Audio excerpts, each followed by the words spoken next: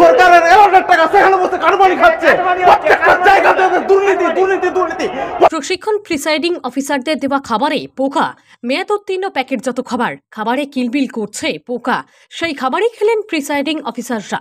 খাবার খেয়ে অসুস্থ হতেই প্রশিক্ষণ কেন্দ্রে প্রবল বিক্ষোভ প্রিসাইডিং অফিসারদের।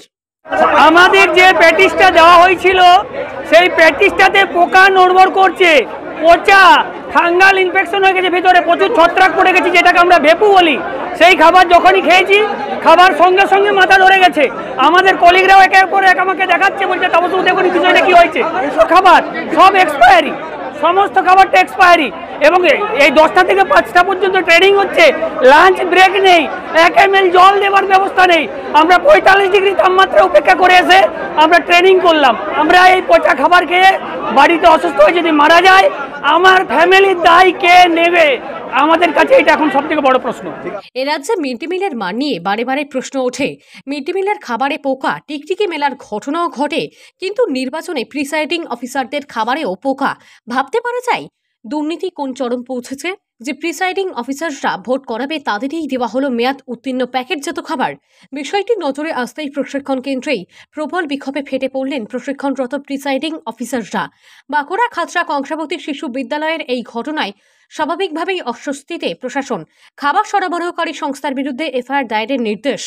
বাঁকুড়া জেলায় ভোট গ্রহণ 25শে মে। তার আগে এখন জেলার বিভিন্ন মহকুমা শহরে ভোট কর্মীদের প্রশিক্ষণ চলছে। আজ বাঁকুড়ার খাতড়া মহকুমা এলাকার প্রিসাইডিং অফিসারদের প্রশিক্ষণ দেওয়ার কথা ছিল খাতড়া কংসাবতী শিশু বিদ্যালয়ে। প্রশিক্ষণ নিচ্ছিলেন প্রায় 800 জন প্রিসাইডিং অফিসার। দুপুরে প্রশিক্ষণের ফাঁকে প্রশাসনের তরফে টিফিন দেওয়া হয় প্রত্যেককে। টিফিন হাতে পেয়ে অনেকে খেতে শুরু করেন। এরপরেই নজরে আসে টিফিনে দেওয়া প্যাটিসের ভিতর কিলবিল করছে পোকা। এই টিফিনেই থাকা প্যাকেটজাত খাবারের একাংশ মেয়াদ উত্তীর্ণ। এই খাবার খেয়ে কয়েকজন প্রিসাইডিং অফিসার অসুস্থ বোধ করতে শুরু করেন। বিষয়টি জানাজানি হতেই ওই প্রশিক্ষণ কেন্দ্রের প্রবল ক্ষোভে ফেটে পড়েন প্রশিক্ষণরত প্রিসাইডিং অফিসাররা। ঘটনার কথা শুনে দ্রুত ঘটনাস্থলে ছুটে আসেন খাতড়ার মহকুমা শাসক সহ জেলা প্রশাসনের আধিকারিকরা।